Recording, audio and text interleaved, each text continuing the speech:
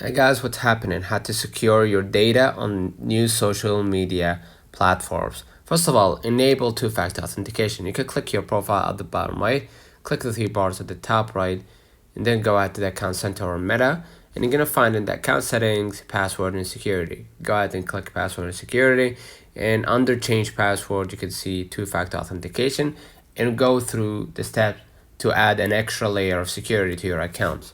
Next, review privacy settings, right? Stay on the settings and privacy, right? Scroll a little bit down to the account privacy and make sure to turn on your private account, right? Or switch to a private account. Limit who can see your posts and personal infos. Use strong, unique passwords. Avoid reusing passwords across platforms and be cautious with permissions. Do not grant apps unnecessary access to your data and avoid public Wi-Fi. Make sure to use a VPN when accessing when accessing social media on unsecured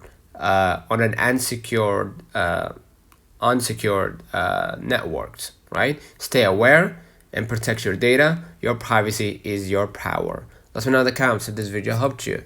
Don't forget to like and subscribe. Thank you for watching.